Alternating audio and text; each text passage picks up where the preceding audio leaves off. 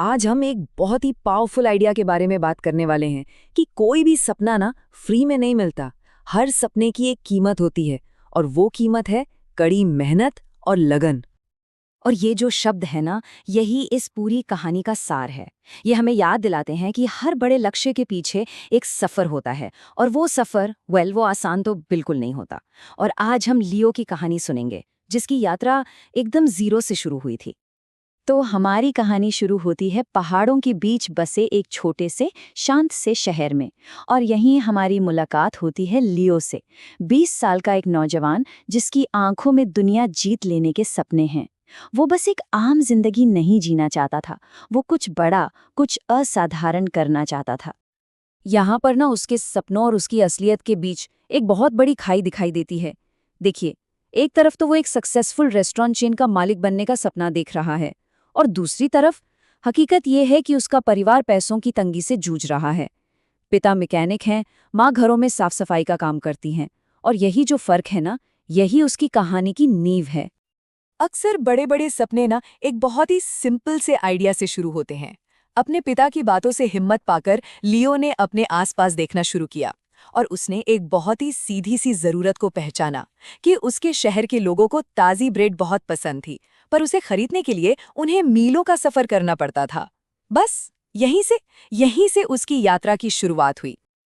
देखिए, आइडिया आना तो एक बात है, पर उस पे काम करना वो बिल्कुल अलग चीज है। लियो के पास न तो पैसे थे, न ही कोई साधन।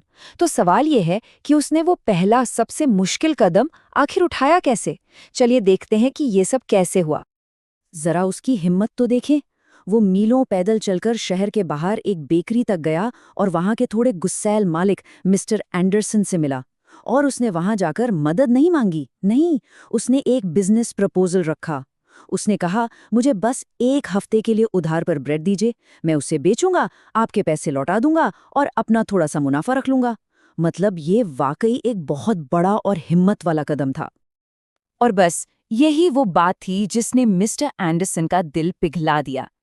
ये सिर्फ एक वादा नहीं था, ये लियो के सेल्फ कॉन्फिडेंस और उसके लगन का पक्का सबूत था। मिस्टर एंडरसन ने उसकी आंखों में वो जुनून देखा और फैसला किया कि इस लड़के को एक मौका देना तो बनता है। और लियो ने उस मौके को जरा भी बर्बाद नहीं जाने दिया। वो हर सुबह, सोचिए, सुबह 4 बजे उठता, ब्रेड लेकर आता और पूरी एनर्जी और एक बड़ी सी मुस्कान के साथ उसे बेचता। हाँ, शुरू में लोग थोड़ा हिचकिचाए, लेकिन उसने फ्री सैंपल्स दिए और जल्द ही उसका पहला कस्टमर भी बन गया। और दिन खत्म होते होते उसकी सारी ब्रेड बिक चुकी थी। तो ये पहली कामयाबी तो बहुत अच्छी थी, पर असली चढ़ाई तो अब शुरू होनी थी, है ना? जब हम एक लेवल पर पहुंच जाते हैं तो अगला लेवल और भी मुश्किल होता है। और लियो के सफर में भी बस ऐसा ही एक मोड़ आने वाला था। एक दिन एक कस्टमर ने उसे एक आइडिया दिया। उसने कहा, तुम अपनी ब्रेड खुद क्यों नहीं बनाते, इससे तुम्हारा मुनाफा भी ज्यादा होगा। अब इस बात ने लियो को एक्साइटेड तो कर दिया, पर साथ ही डरा भी दिया। क्यों?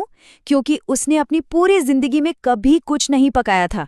लेकिन उसे ये समझ आ गया कि अगर आगे बढ़ना है तो सीखना तो पड़ेगा। और यहीं पर काम आती है दृढ़ता, जिसे हम परसिवियरेंस कहते हैं।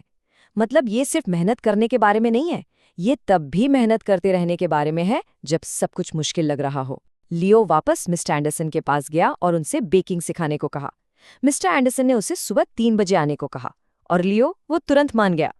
पर सीखना आसान नहीं था। उसके हाथ दर्द करते थे। उसकी ब्रेड कभी पत्थर जैसी सख्त बनती तो कभी बिल्कुल नरम। एक वक्त तो ऐसा भी आया जब उसने हार मानने का सोच लिया था। लेकिन तभी उसे अपने पिता के शब्द याद आए, सपने मुफ्त में नहीं मिलते। और वो 2 गुनी लगन से वापस काम पर लग गया। और हफ्तों की लगातार प्रैक्टिस के बाद आखिरकार उसने वो परफेक्ट ब्रेड बनाना सीख ही लिया। तो अब लियो अपनी ब्रेड, अपनी कुकीज, अपनी पेस्ट्री सब खुद बना रहा था। उसका काम भी अच्छा चल रहा था। लेकिन जैसा कि होता है, जिंदगी हमेशा हमारे प्लान के हिसाब से तो नहीं चलती है ना। जब लगता है कि सब कुछ ठीक रास्ते पर है, तभी कहानी में एक नया मोड़ आ जाता है। और हुआ ये कि अचानक शहर में एक नई, बड़ी और बहुत ही फैंसी बेकरी खुल गई। इसे चला रहा था एक कंपेटिटर जिसका नाम था एरिक। अब जाहिर है, लोग नई दुकान की तरफ खिंचे चले गए और लियो की बिक्री वो गिरने लगी। ये उसके लिए एक बहुत बड़ी परीक्षा थी। क्या वो डर कर बैठ जाएगा या फिर इसका सामना करेगा? घबराने की बजाय लियो ने चीजों को बेहतर बनाने का फैसला किया। बहुत स्मार्ट मूव। उसने अपने कस्टमर्स से बात की, उनका फीडबैक लिया। अपनी थोड़ी बहुत बचत से उसने अपनी गाड़ी को नया रंग दिया, उसे सजाया और नई पेस्ट्री के फ्री सैंपल्स देना शुरू कर दिया। इतना ही नहीं, उसने लाइब्रेरी जाकर वीडियो से केक सजाना तक सीख लिया। मतलब उसने कंपटीशन को खुद को इम्प्रूव करने का एक जरिया बना लिया। तो लियो का बिजनेस फिर से पटरी पर आ गया।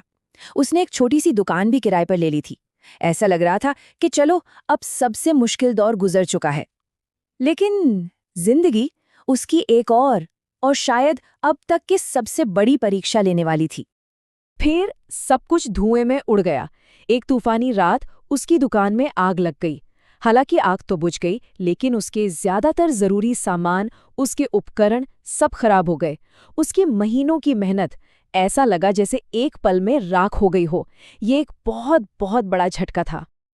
और जब उसने नुकसान का हिसाब लगाया तो उसे एहसास हुआ कि उसकी सारी की सारी बचत भी इस नुकसान की भरपाई के लिए नाकाफी थी।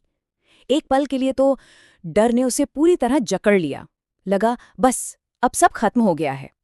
निराशा के इसी पल में वो सलाह लेने के लिए एक बार फिर मिस्टर एंडरसन के पास गया, जो अब रिटायर हो चुके थे। और मिस्टर एंडरसन ने उसे याद दिलाया कि जवाब कहीं बाहर नहीं बल्कि उसके अंदर ही है। उन्होंने कहा, तुमने खुद को सिखाया है कि कुछ भी फ्री में नहीं मिलता, और मेहनत करो, खुद पर यकीन रखो, तो लोग भी तुम पर यकीन करेंगे। इन शब्दों ने लियो में जैसी नई जान फूंक दी। उसने किसी के आने और उसे बचाने का इंतजार नहीं किया। नहीं, उसने घर पर जो भी थोड़ा बहुत सामान बचा था उसी से दोबारा बेकिंग शुरू कर दी। और उसकी इसी हिम्मत को देखकर पूरा शहर उसकी मदद के लिए आगे आ गया। किसी ने सामान दिया, किसी ने पैसे, तो किसी ने दुकान ठीक करने में अपना वक्त दिया। यहाँ एक बहुत जरूरी बात सीखने को मिलती है। जब आप अपनी मदद खुद करते हैं तो दूसरे भी आपकी मदद के लिए आगे आते हैं।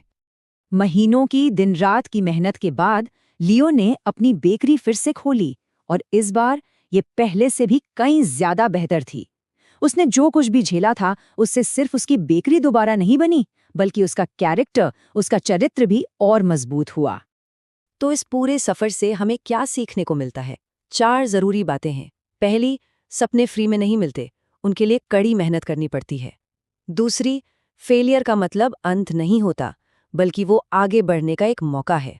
तीसरी, पहले अपनी मदद खुद करें और फिर दूसरे भी आपका साथ देंगे। और चौथी और सबसे जरूरी, कभी हार ना माने, क्योंकि अक्सर सबसे घने अंधेरे के बाद ही सुबह होती है। और आखिर में लियो की बेकरी सिर्फ एक दुकान नहीं रही, वो उस पूरे शहर के लिए उम्मीद का, हिम्मत का और एकता की ताकत का एक सिंबल बन गई।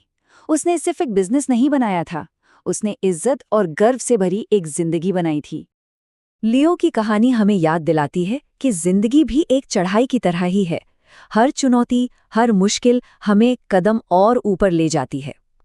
तो सवाल ये है कि इस चढ़ाई पर अगला कदम क्या होगा? इसी सवाल के साथ आज की ये बातचीत यहीं खत्म करते हैं।